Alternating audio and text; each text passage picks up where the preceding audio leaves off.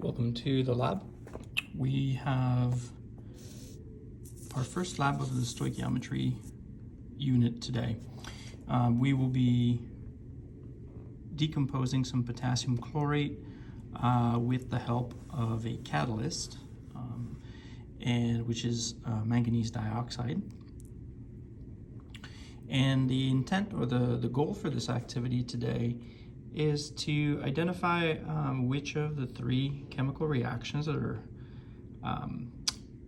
described here, decomposition of potassium chlorate.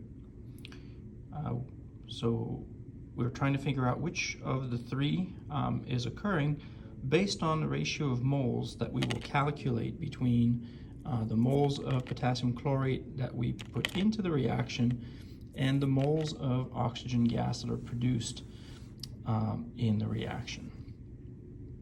So let's get started with this. So we begin this reaction by weighing out somewhere between 2.5 to 3 grams of the potassium chlorate, and we're going to do this in a little plastic weighing boat here. We zero out the scale, of course, and then we're just going to weigh our chemical. So we have 2.65 grams. We're going to make a note of that in our data table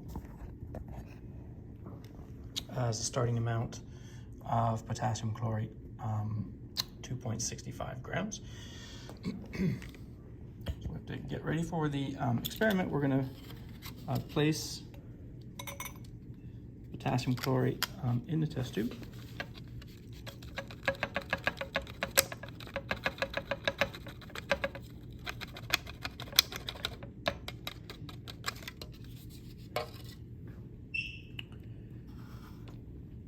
And we're going to add a pinch of the manganese dioxide to this. Because the manganese dioxide is a catalyst, we need a very small amount, just the tip of the scrupula. That's plenty. And we're going to then place a little bit of glass wool at the top of the test tube to prevent the material from coming out during the reaction.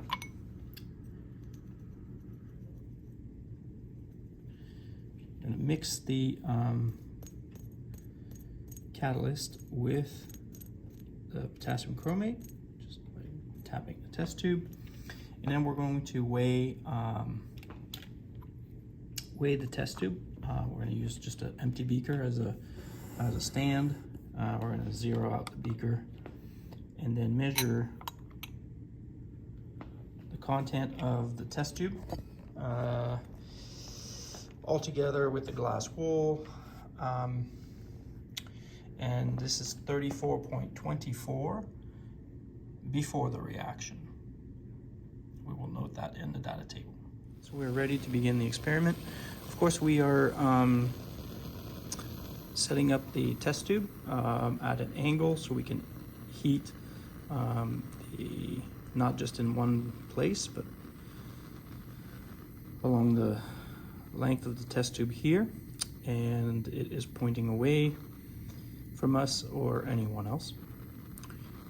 And we're just going to heat gently here until the substance, and it is starting to melt. The reaction is starting.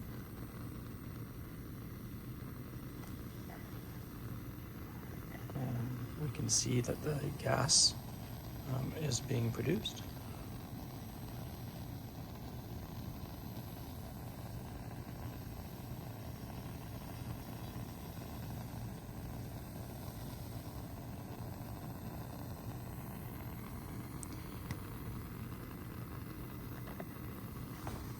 The reaction seems to have stopped right now. And we're going to continue the heating for about 2 minutes.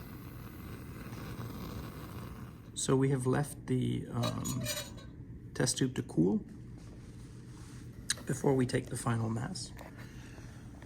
And now that the test tube is cooled, the beaker is zeroed out.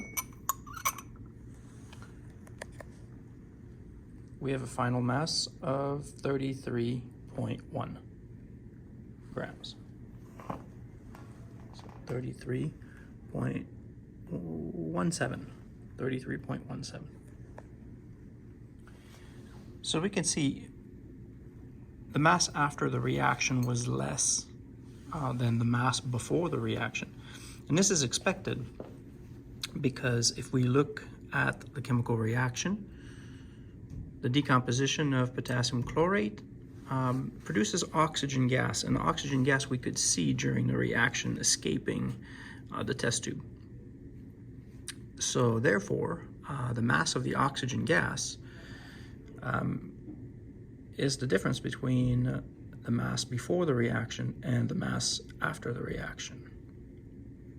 We're going to need that number as we calculate the number of moles of oxygen gas that are produced, and compare that to the moles of potassium chlorate that we started with. So let's get some work done. All right, as we mentioned, the mass of the oxygen gas is going to be the first thing that we calculate, and this is the mass that is missing, or the difference between the mass before the chemical reaction, 34.24 grams, and the mass after the reaction at 33.17. Right? This was performed in an open system, of course, which allowed the oxygen gas to leave the reaction. And this is why the mass of the reactant is not equal to the mass of the product. So if we calculate this quickly, 34.24, and we subtract 33.17, we get 1.07 as the mass of oxygen gas. Now that we have the mass of oxygen gas, we can calculate the moles. And the reason why we need to calculate the moles is because from the balanced equation, the coefficients that we write correspond to a ratio of moles and not a mass ratio. So we always have to work with the moles of substances. And so as we have learned in our previous unit on the mole, we can calculate or convert the mass of a substance to the moles of that substance using our conversion factor, or domino that we called it. And the unit from the start goes to the bottom, and the unit that you're looking for goes to the top. In the domino, in the conversion factor, is the molar mass for the substance that we're dealing with, and in this case, it is oxygen O2. So oxygen gas, oxygen is a diatomic element, and it exists as oxygen O2. So this is 16 times 2 for the molar mass, the mass of 1 mole. So 1 mole is 32 grams. So to convert the mass, 1.07, we multiply by 1, we divide by 32. The grams have canceled, we have moles. And this is 0.0334.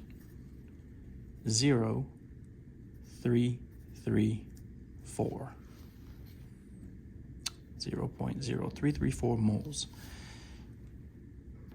Now what we're going to do is we're going to do the same process to obtain the moles of KClO3, which was our starting material, our reactant, potassium chlorate.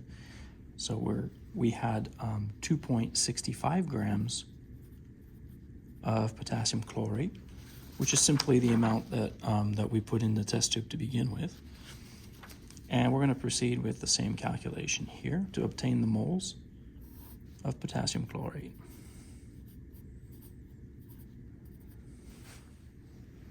So to calculate the moles of the potassium chlorate, we start with the mass of potassium chlorate again, 265 grams. Grams go to the bottom of the conversion factor, the domino. We're looking for moles, which goes to the top. So 2.65 times 1 mole divided by 122.6, which is the molar mass of KClO3. Now remember, this problem here is about potassium chlorate, right? So we're not going to use 32 because we're not talking about oxygen here. We're talking about KClO3. And so to get to the molar mass, you simply add the masses of the elements in the compound. So 39.1 for potassium, 35.45 for the chlorine, and then 3 times the oxygen, which gives us 0.0216.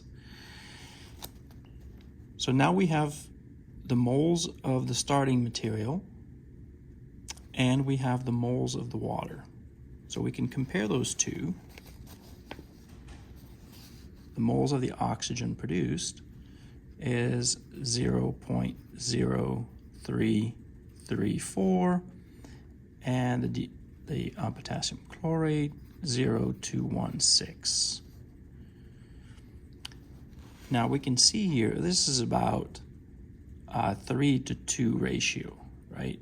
0.033 compared to 0.0216. So this is very, very close to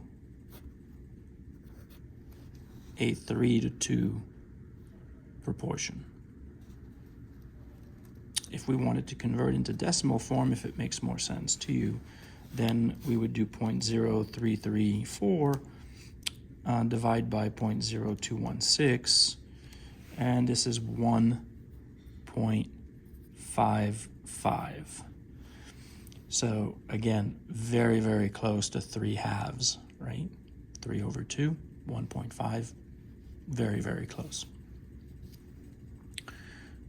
So a ratio of 3 moles of oxygen for every 2 moles of KClO3. Now what we're going to do is we're going to use that information, and we will balance each one of these reactions here, and we will be looking for that proportion.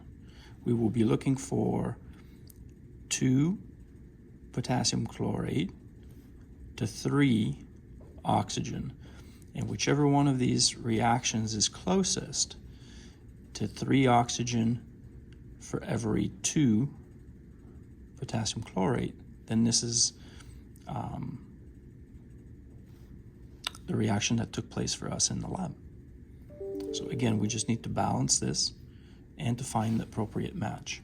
If we look at the first one, for example, we see that we have 3 oxygen on the reactant side, and we have 4 oxygens on the products. So this is not balanced properly, right? As a matter of fact, the only one that is correctly balanced right now is B. So we have one K on both sides, we have 1 Cl on both sides, there are 3 oxygens on the reactant, and there are 1 plus 2 in the O2. But you see here that, so if we take B for example, this chemical reaction as it is written produces 1 mole of oxygen for every 1 mole of KClO3 that is used, right? So we have a ratio of 1 over 1, whereas our ratio was 3 over 2.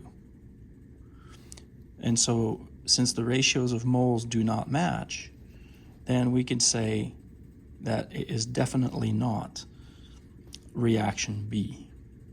So again, what we're looking for is a ratio of moles that would correspond to our experimental ratio, again, which is 3 over 2 or 1.5 to 1.